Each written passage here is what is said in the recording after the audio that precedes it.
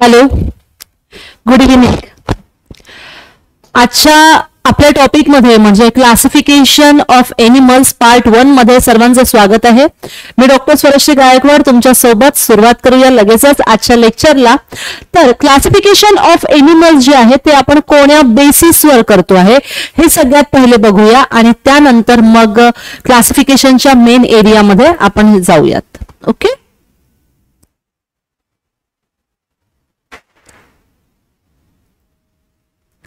तर हे क्लासिफिकेशन करण्यासाठी काय गरजेचं आहे समजूया.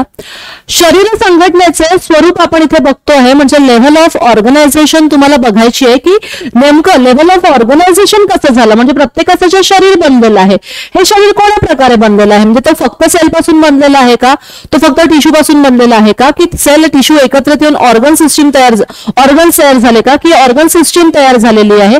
ह्या सगळ्या गोष्टी इथे आपल्याला बघायच्या असतात. तर सगळ्यात पहिला हा क्लासिफिकेशनचा पाया आहे असं म्हणूया. ओके, हा काय आहे तर सगळ्यात पहिला क्लासिफिकेशनचा पाया आहे ज्याला आपण म्हणतो आहे शरीर संघटनेचे स्वरूप. ओके, तर 5 प्रकारचे शरीर संघटन स्तर आपल्याला दिसून येतात जसं मी आता बोलली. तर त्याही आधी पहिला पेशीच्या पण आधी एक जीवद्रव्य स्तर ऑर्गनायझेशन आहे ज्याला आपण प्रोटोप्लाझ्मिक ग्रेड ऑर्गनायझेशन असं म्हणतो.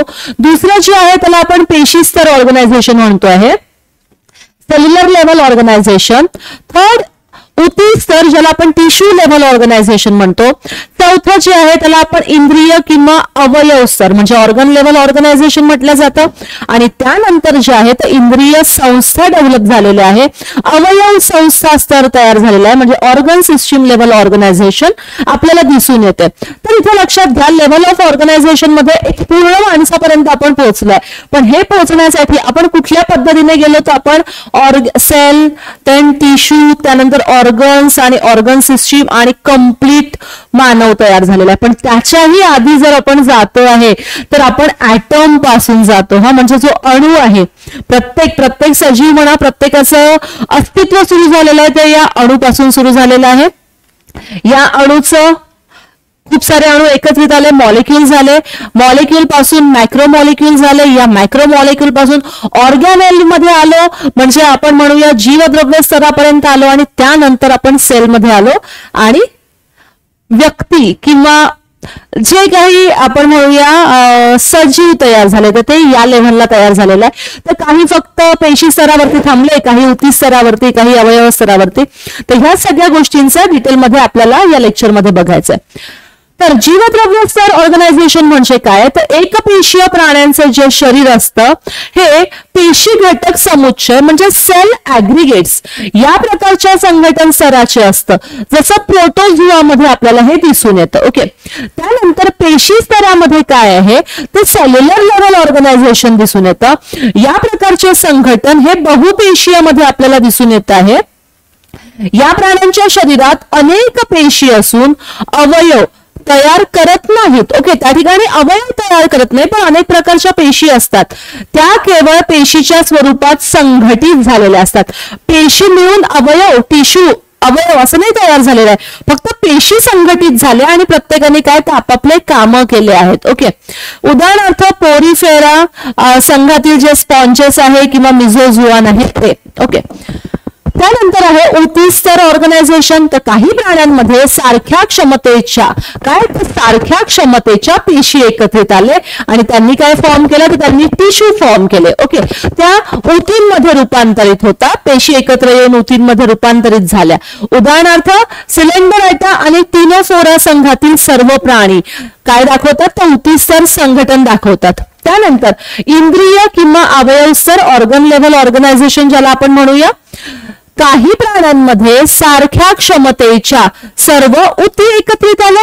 ओके, इथे काय झालं तर सारख्या क्षमतेच्या सर्व उती एकत्रित आल्या आणि अवयवात रूपांतरित झाल्या आणि अशा प्रकारे ऑर्गन लेव्हल ऑर्गनायझेशन झालं जे आपल्याला प्लॅटीहेल्मिन्थिस मध्ये बघायला मिळतं. त्यानंतर इंद्रिय संस्था तयार झाले. आता काही प्राण्यांमध्ये वेगवेगळे अवयव एकत्र आले आणि विशिष्ट संस्था तयार केली आणि विशिष्ट कार्य त्या संस्था करायला लागले. जसं आपल्याला ॲस्केलमेंथिस ते कॉर्डेट्स पर्यंत सगळेच, मग त्यामध्ये ॲनालिडा, ऑर्थोपोडा, मोलुस्का, इकॅनोडर्म्स अँड कॉर्डेट्स हे सगळ्यांचा समावेश होतो आहे. तर हे झालेलं आहे ऑर्गनायझेशन. मग दुसरं जे आहे ते आहे शरीर सममिती कशी राहते आहे, ज्याला आपण बॉडी सिमेट्री असं म्हणतो. तर एक तर असतं असममितीय आणि दुसरं जे असतं ते असतं सममितीय. याचाच अर्थ काय होतो, तर एखादा प्राणी, या प्राण्यांच्या शरीरावर सगळ्यात पहिले आपण असिमेट्रिकल बघूया सममिती. ज्या प्राण्यांच्या शरीरावर मध्यरेषा आखायची आहे आणि मध्यरेषा आखून त्याचं जर विभाजन केले तर विभाजन केल्यावरती काय, शरीर दोन भागात विभागताच येत नाही. ओके, त्याच्यामध्ये दोन इक्वल पार्ट्स त्या ठिकाणी होत नाही आहे किंवा त्याचं विभाजन केल्यास शरीर दोन भागामध्ये विभागता येत नाही. यांना आपण असममितीय म्हणजे असिमेट्रिकल म्हटलेलं आहे. उदाहरणार्थ अमिबा, स्पंज माहिती आहे, अमिबा तर सुडोपोडिया लाईक स्ट्रक्चर तयार करतो आहे, मग त्याला डिवाइड करता येणार का आपल्याला, तर नाही. देन द्विपार्श्व सममित, काही प्राण्यांच्या कुठल्याही एकाच अक्षातून, कोणताही एकच अक्ष विभागल्यास त्याच्या शरीराचे दोन समान भाग होतात आहे. जसं संघ प्लॅटिहेल्मिंथिस मध्ये आपल्याला बघायला मिळतं, ॲस्केलमेंथिस मध्ये बघायला मिळतं, ऑर्थोपोडा, मोलुस्का, इकायनोडर्माटा, हेमिकॉर्डाटा आणि कॉर्डेट्स मधील प्राणी यात समाविष्ट आहे. उदाहरणार्थ मग माणूस, पक्षी, कीटक, ससा, उंदीर हे सगळे यामध्ये इन्क्लूड झालेत. ओके, आफ्टर दॅट गोलीय सममिती. गोलीय म्हणजे काय, तर गोल आणि त्याच्या केंद्रकातून एक रेषाखा, केंद्रातून जाणारे कुठलेही प्रतल त्या प्राण्याच्या शरीराला समान भागात विभाजित करतात, त्याला आपण गोलीय सममिती म्हणतो आहे. उदाहरणार्थ काय या ठिकाणी, तर वॉल्वॉक्स आहे. ओके, उदाहरणार्थ काय आहे, वॉल्वॉक्स आणि जीवाणू आहे स्ट्रेप्टोकोकाय. इथे दिसत आहे तुम्हाला, हे काय केलं आपण, बटरफ्लायला काय केलेलं आहे, आता मी बदलवणार नाही याला, बटरफ्लायला दोन भागामध्ये डिव्हाइड केलं, दॅट इज बायलॅटरल सिमेट्री. त्यानंतर हा होता आपला स्टारफिश, याच्यामध्ये मला दिसून आली रेडियल सिमेट्री, आणि हा आहे स्ट्रेप्टोकोकस, याच्यामध्ये दिसून आलेली आहे गोलीय सममिती, ज्याला आपण स्फेरिकल सिमेट्री असं म्हटलेलं आहे. Okay, example of bilateral symmetry इथे दिसत आहे आपल्याला. टर्टल बघा, बटरफ्लाय बघा, ड्रॉसोफिला बघा ज्याला फ्रूट फ्लाय म्हणतो, शार्क बघा, लॉबस्टर बघा, ह्युमन बघा, आणि त्यांचं पोझिशन बघा. हा नेमकं कसं आपण याला बायलॅटरली डिव्हाइड केलेलं आहे. ठीक आहे, आणि रेडियल सिमेट्रीचं एक्झाम्पल, एनिमल्स मध्ये कोरल पॉलिप राहत आहे, स्टारफिश राहत आहे, सँड डॉलर्स आपल्याला दिसून येतं, आणि हे प्लांट्स मध्ये, प्लांट्स मधले गरजेचे नाहीये, एवढं पुरेसं आहे. Okay, clear everyone. चला तर पुढच्या सेक्शन कडे आपण जाऊया.